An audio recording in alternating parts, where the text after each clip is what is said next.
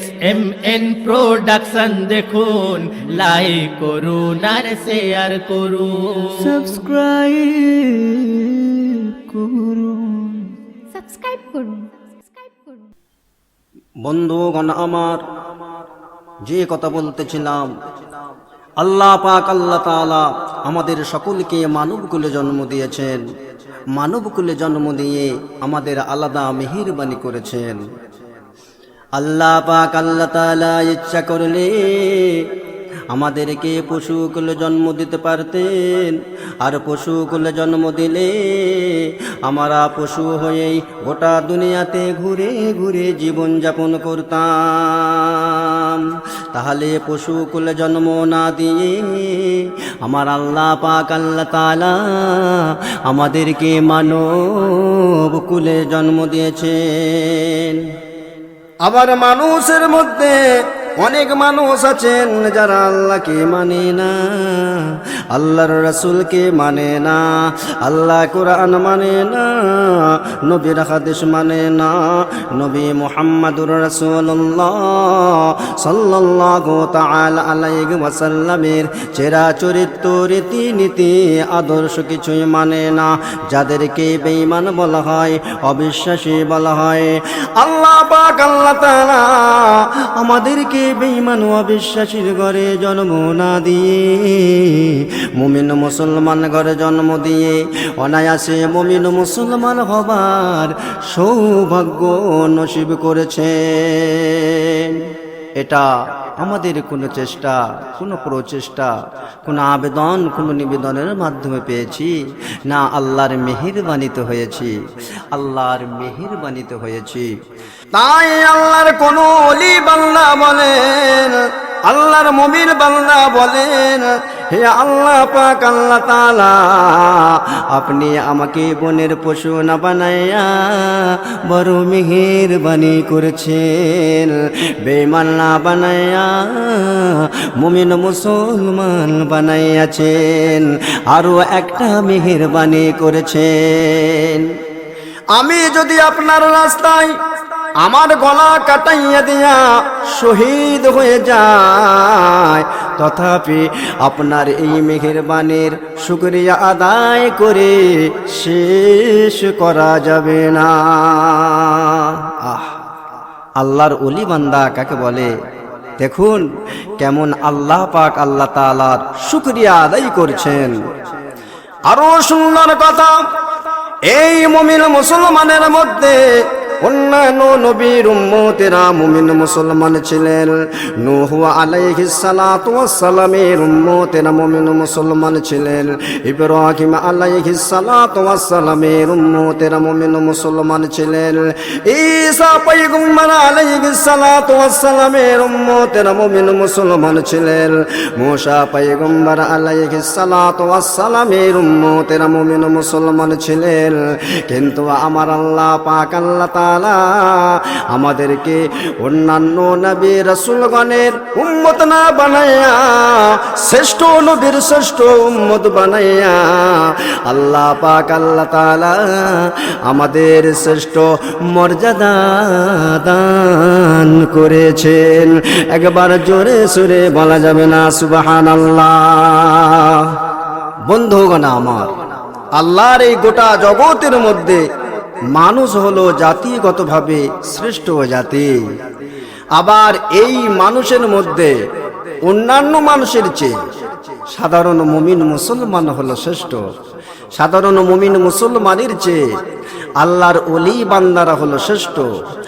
আল্লাহর ওলি বান্দাদের চেয়ে আল্লাহর নবীর সাহাবায়ে কেরামগণদের মর্যাদা হলো শ্রেষ্ঠ। সাহাবায়ে কেরামগণের চেয়ে সমস্ত নবী রাসূলগণের মর্যাদা হলো শ্রেষ্ঠ। আবার সমস্ত নবী রাসূলগণের চেয়ে আল্লাহর নবী মুহাম্মদুর রাসূলুল্লাহ সাল্লাল্লাহু আলাইহি ওয়াসাল্লামের তানার মর্যাদা হলো শ্রেষ্ঠ।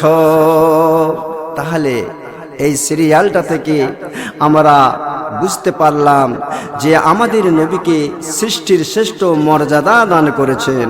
কিন্তু মানুষের মধ্যে এক শ্রেণীর মানুষ আছেন, তারা এখনো পর্যন্ত নবীকে চিনতে পারলেন না। নবী কি, নবীর কি মর্যাদা এখনো তারা বোঝার চেষ্টাও করলেন না। বড় আফসোস, এখানেও আফসোস সেখানেও আফসোস। যাই হোক বন্ধুগণ আমার, এইবার বলে সাধারণ মুমিন মুসলমানের চেয়ে আল্লাহর ওলিদের মর্যাদা কেন শ্রেষ্ঠ? সাধারণ মুমিন মুসলমান মনে সেই মহান করুণাময় আল্লাহ পাক আল্লাহ তাআলা, সেই আল্লাহর ডিউটি আদেশ পালন করা তো দূরের কথা, তারা যে কোনো না যে কোনো টুটে বিচ্যুটি করেই থাকেন।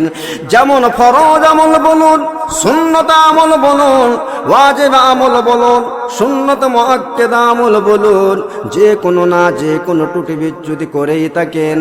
কিন্তু আল্লাহর ওলি বান্দারা আল্লাহর হুকুম ফরজ আমল, সুন্নত আমল, ওয়াজিব আমল, সুন্নত মুআক্কাদা আমল, এই চারটি আমল তারা ঠিকভাবে পালন করেন। ৫ নম্বরটা ডিউটির মধ্যে নয়, সেটা হলো ওভার ডিউটি। এই চারটে ডিউটি ঠিকভাবে পালন করার পরে ওভার ডিউটি করেন। এই ওভার ডিউটি করার কারণে সাধারণ মুমিন মুসলমানের চেয়ে আল্লাহর ওলিদের মর্যাদা হলো শ্রেষ্ঠ। আবার আল্লাহর ওলিদের চেয়ে নবী পাক সাল্লাল্লাহু আলাইহি ওয়াসাল্লামের যে কোনো একজন সাহাবীর মর্যাদা হলো শ্রেষ্ঠ। কারণ নবী পাক সাল্লাল্লাহু আলাইহি ওয়াসাল্লামকে ইমানদার অবস্থায় চর্ম চোখে দেখার কারণে গোটা জগতের মধ্যে সর্বযুগের সর্বকালের সমস্ত ওলিয়া উলিয়াদের চেয়ে নবী পাক সাল্লাল্লাহু আলাইহি ওয়াসাল্লামের যে কোনো একজন সাহাবীর মর্যাদা হলো শ্রেষ্ঠ। তাহলে যাকে দেখলে সর্বযুগের সর্বকালের সমস্ত ওলিয়া উলিয়াদের চেয়ে মর্যাদা শ্রেষ্ঠ হয়ে যায়, স্বয়ং তানার মর্যাদা কত হতে পারে বলুন সুবহানাল্লাহ। শারহে আকায়েদ নাদবি কিতাবে নিবরাসের শুরুতে সাহাবী ও সাহাবাদের সংজ্ঞা বর্ণনা দেয়া আছে। সাহাবী কাকে বলে ও সাহাবা কাকে বলে নিবরাসের শেষেতে ভিন্নভাবে বলা আছে। যে মুমিন নবীকে দেখলো কিংবা যে মুমিনকে নবী দেখলো, যে মুমিনকে নবী দেখলো কিংবা যে মুমিনকে নবী দেখলো, সেই মুমিনের নাম এক বচনে সাহাবী আর বহু বচনে সাহাবা বলা হয়। হযরত আবু বকর সিদ্দিক রাদিয়াল্লাহু তাআলা আনহু নবী পাক সাল্লাল্লাহু আলাইহি ওয়াসাল্লামকে ইমানদার অবস্থায় দেখার কারণে নবী পাক সাল্লাল্লাহু আলাইহি ওয়াসাল্লামের তিনি সাহাবী হয়ে গেলেন। ওমর ফারুক রাদিয়াল্লাহু তাআলা আনহু নবী পাক সাল্লাল্লাহু আলাইহি ওয়াসাল্লামকে ইমানদার অবস্থায় দেখার কারণে তিনিও নবী পাক সাল্লাল্লাহু আলাইহি ওয়াসাল্লামের সাহাবী হয়ে গেলেন। বন্ধুগণ আমার, মুহাম্মাদুর রাসূলুল্লাহ সাল্লাল্লাহু আলাইহি ওয়াসাল্লামের পাক পবিত্র পরশ যে লাভ করতে পেরেছেন, পরশ লাভের আগে সে নিজেই ছিল বিপদগামী। আর নবী পাক সাল্লাল্লাহু আলাইহি ওয়াসাল্লামের পরশ পাওয়ার সৌভাগ্যের কারণে জগৎবাসীর জন্য পথ প্রদর্শক হয়ে গেছেন। আল্লাহ পাক আল্লাহ তাআলা নবী মুহাম্মাদুর রাসূলুল্লাহ সাল্লাল্লাহু আলাইহি ওয়াসাল্লামের তাহলে কি মর্যাদা দিয়েছে বলুন। মিশকাত শরীফের মধ্যে বর্ণিত আছে, আহিব্বুল্লাহ লিআইয়াগজুকুম মিন নি'মাতিহি ওয়া হিব্বুনি ফি হুব্বিহি। আল্লাহর হাবিব বলেন, তোমরা আল্লাহ রাসূল সাল্লাল্লাহু আলাইহি ওয়াসাল্লামের সঙ্গে মুহাব্বত করো, কেননা খোদা তাআলা তোমাকে অনুগ্রহ করে প্রতিপালন করে আসেন। অতএব আল্লাহ স্বয়ং রাসূলুল্লাহ সাল্লাল্লাহু আলাইহি ওয়াসাল্লামের উপর মুহাব্বত রাখেন, তাই আপন বান্দা দিগকে তানার হাবিবের সহিত মুহাব্বত রাখতে বলেছেন। যে ব্যক্তি বিনা কারণে রাসূল করিম সাল্লাল্লাহু আলাইহি ওয়াসাল্লামের উপর মুহাব্বত রাখবে, সেই ব্যক্তির খোদা তাআলার সহিত মুহাব্বত রাখা হবে। তাই আল্লাহ পাক আল্লাহ তাআলা বলেন, হে আমার দোস্ত, হে আমার হাবিব মুহাম্মাদুর রাসূলুল্লাহ, তোমার উম্মত সকলকে বলে দাও, তোমার উম্মত সকলকে বলে দাও, তারা যদি আমাকে পাইবার ইচ্ছা করে তাহলে তারা যেন তোমার পায়রুবি করে, তোমাকে আপন মেহবুব বন্ধুরূপে অন্তরে যেন গ্রহণ করে নেয়। তাহলে এটা থেকে বোঝা গেল নবীকে মুহাব্বত করলে আল্লাহকে মুহাব্বত করা হয়, নবীকে খুশি করলে আল্লাহ খুশি হয়ে যায়। তাই বলতে বলতে আমার মনে পড়ে গেল আবু জেহেলের ছেলে আকরামার কথা। মক্কা বিজয়ের কিছুদিন পূর্বে আবু জেহেলের ছেলে আকরামা একদা মক্কার সদর পথে হযরত রাসূল করিম সাল্লাল্লাহু আলাইহি ওয়াসাল্লামকে দেখতে পাইয়া দুইজন মুহাব্বত ভক্তির সহিত গাঢ় আলিঙ্গনে লিপ্ত হইয়া যায়। নবী পাক সাল্লাল্লাহু আলাইহি ওয়াসাল্লামকে অত্যন্ত ভক্তির সহিত সম্মান প্রদর্শন করেন। তাহাদের সেই আলিঙ্গনের সময় গোলাপ পুষ্পের সুগন্ধের ন্যায় এক প্রকার মুহাব্বতের সুগন্ধ শরীর হতে বাইর হয়ে চারিদিকে পরিয়ে ব্যাপ্ত হয়ে যায়।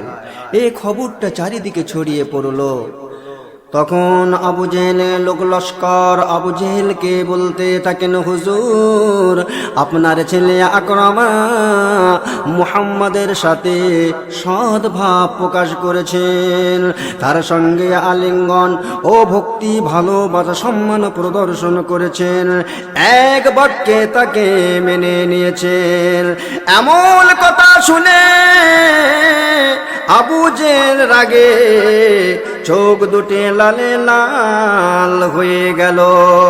কেননা আবু জেহেলের হুকুম ছিল মুহাম্মাদের সাথে শত্রু বিদ্বেষ করা, সদ্ভাব না রাখা। যে তার সাথে সদ্ভাব রাখবে রাজ আইন অনুসারে প্রাণদণ্ডের বিধান ঘোষণা ছিল। এইবারে কি হবে? আবু জেহেল লোক লস্করদের নিয়ে আকরামাকে কি শাস্তি দেওয়া যায় দরবারে বৈঠক শুরু করে দিলেন। এমন সময় আবু জেহেলের ছেলে আকরামা দরবারে গিয়ে হাজির হলেন। আবু জেহেল বলেন, ও আমার সন্তান আকরামা, যে আমাদের দুশমন, যে আমাদের শত্রু, যে আমাদের প্রতিমা বিনাশক, সেই দুশমন মুহাম্মদের সাথে আজ তুমি মিলিত হয়েছ। এর কারণে কি কঠিন শাস্তি আছে তোমার কি জানা আছে? আকরামা বলেন, সৎ চরিত্র সত্যবান নবীকে আমি ভালোবাসি আব্বাজান, আমি ভালোবাসি আব্বাজান, তাকে আমি এক বাক্যে মেনে নিয়েছি। তবে আমি যেমন আপনার আইন অমান্য করেছি, তেমন আমাকে উপযুক্ত কঠিন শাস্তি দেয়া হোক। আমাকে হাতে পায়ে ভালো করে বেঁধে আপনারা ওই লোহিত সাগরে ফেলে দিয়ে আসুন। তাহলে কি হবে? ওই সমুদ্রের বড় বড় কুমির, বড় বড় হাঙর, বড় বড় মাছ আমাকে তাদের মুখের কাছে পেয়ে আমাকে খেয়ে তারা শেষ করে দেবে, আর আমি কখনোই বেঁচে থাকতে পারবো না। আকরামার এমন প্রস্তাব আবু জেহেল মেনে নিলেন। লোক লস্কর আকরামার হাতে পায়ে ভালো করে বেঁধে ওই লোহিত সাগরে ফেলে দিয়ে এলেন। এইবার আকরামা সমুদ্রের পানিতে ভাসিতে লাগিলেন। কুমির, হাঙর, বড় বড় মাছ গালহা করে খাবে বলে সকলেই একত্র হয়ে আকরামার নিকটে এসে হাজির হয়ে গেলেন। এসে দেখল আকরামার সমস্ত শরীর হতে নবী মুহাম্মদুর রাসূলুল্লাহ সাল্লাল্লাহু আলাইহি ওয়াসাল্লামের শরীরের সুগন্ধ বাহির হচ্ছে, নাকে শুকে তারা বুঝে এটা নিল।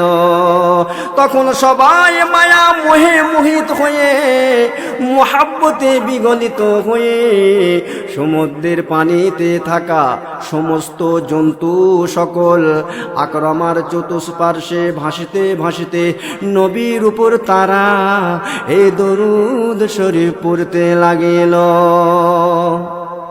সাল্লি আলা নবিয়ানা সাল্লি আলা মুহাম্মাদিন সাইয়্যিদিনা সাফিনা সাল্লি আলা মুহাম্মাদিন সাল্লি আলা নবিয়ানা সাল্লি আলা মুহাম্মাদিন সাইয়্যিদিনা সাফিনা সাল্লি আলা মুহাম্মাদিন।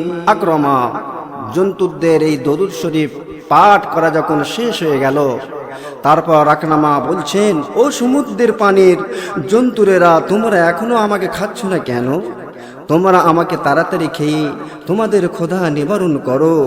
তখন জন্তুর সকল বলে উঠল, আমরা চিরজীবন যদি অনাহারে মরেও যাই তবু আপনাকে কখনো আমরা খেতে পারবো না, তবু আপনাকে আমরা কখনোই খেতে পারবো না। কারণ হলো আপনার সমস্ত শরীর হতে নবী মুহাম্মদুর রাসূলুল্লাহ সাল্লাল্লাহু তাআলা আলাইহি ওয়াসাল্লামের মুহাব্বতের সুগন্ধ বাহির হইতেছে। নবীর আশিককে কিছুতে আমরা কখনো খাইতে পারবো না। একবার জোরে সুরে বলা যাবে না সুবহানাল্লাহ। এই বলে তারা আকরামার হাত পায়ের বাঁধন কেটে দিয়ে সমুদ্রের তীরে তুলে দিয়ে এলেন। এইবার আকরামা মহানন্দে আবার টুকটুক করে আব্বাজানের দরবারে ফিরে গেলেন। আকরামাকে দেখে আবু জেহেল ও সমস্ত লোক লস্কর চমকে উঠলেন। সবাই মিলে আকরামে বলতে থাকেন, সবাই মিলে আকরামাকে বলতে থাকেন, তোমার তো সমুদ্রের পানিতে মৃত্যু হলো না, এখন তুমি আবার নিজে বলো কিভাবে মরার তোমার ইচ্ছা আছে। তখন আবু জেহেলের ছেলে আকরামা বলেন, আব্বাজান, এইবার আর সমুদ্রে নয়, এইবার আর সমুদ্রে নয়, এইবার আমার হাতে পায়ে বেঁধে নিবিড় বনো জঙ্গলে ফেলে দিয়ে আসুন। সেখানে হিংস্র জন্তুদের বসবাস, সেই হিংস্র জন্তুর বাঘ সিংহ ভালুক আমাকে তাদের মুখের কাছে পেলে তারা আমাকে খেয়ে শেষ করে দেবে, আর আমি প্রাণে কখনো বেঁচে থাকতে পারবো না। আবু জেহেল কি করলেন? আকরামার এই প্রস্তাবকে মেনে নিলেন। তার হাতে পায়ে বেঁধে দিয়ে নিবিড় বনো জঙ্গলে ফেলে দিয়ে এলেন। এইবার জঙ্গলের হিংস্র বাঘ, হিংস্র ভাল্লুক, হিংস্র সিংহ ইত্যাদি তাকে খাওয়ার জন্য সবাই ছুটে ছুটে তার নিকটে হাজির হলো, কিন্তু কেউ তাই খাচ্ছে না। আকরামা বলে, ও জঙ্গলের জঙ্গলি পশুরা, তোমাদের মুখের কাছে আহার পাওয়া সত্ত্বেও তবু কেন আমাকে খাচ্ছ না? তখন একটি বৃদ্ধ সিংহ বলে উঠল, তোমার শরীর হতে খোদার হাবিব মুহাম্মদুর রাসূলুল্লাহ সাল্লাল্লাহু আলাইহি ওয়াসাল্লামের পবিত্র শরীরের সুগন্ধ পাচ্ছে, পবিত্র শরীরের সুগন্ধ পাচ্ছে। তুমি হলে আশিকে রাসূল, তাই তোমাকে কখনোই আমরা খাইতে পারবো না, আর কখনো খাবো না। এই কথা বলে আবু জেহেলের ছেলে আকরামার হাতে পায়ের বাঁধন খুলে দিয়ে তাকে বিদায় দিয়ে দিলেন। এইরূপ নবীর প্রতি জীব জন্তুদের মুহাব্বত দেখে আকরামা নবীর উপর পূর্ণ ঈমান এনে নিলেন। তাহলে বলুন, তিনি কেমন নবী ছিলেন, যে নবীকে সমুদ্রের কুমির, হাঙর, মাছ, জঙ্গলের হিংস্র জন্তুর, বাঘ, সিংহ, ভাল্লুক, পাখি, পক্ষী, বৃক্ষ, তরুলতা, চন্দ্র, সূর্য, কাকর, পাকুর ইত্যাদি সবাই যে নবীকে চিনল, মোহাব্বত ও তাজিম মশগুল হয়ে গেল, সে নবীকে সাধারণ নবী হতে পারে? বলুন, সে নবীকে সাধারণ নবী হতে পারে? সে নবীর সমতুল্য গোটা পৃথিবীতে কেউ কি কোনোদিন হতে পেরেছে? না পারবে, না পারবে না। ভাইজান আমার, আর আমার হাতে সময় নাই। আল্লাহ পাক আল্লাহ তাআলা সারা বিশ্বের মানুষকে নবীর প্রতি সঠিক বুঝ দান করুন। আমিন। ওয়া আখির দাওয়াহুম আনিল হামদুলিল্লাহি রাব্বিল আলামিন।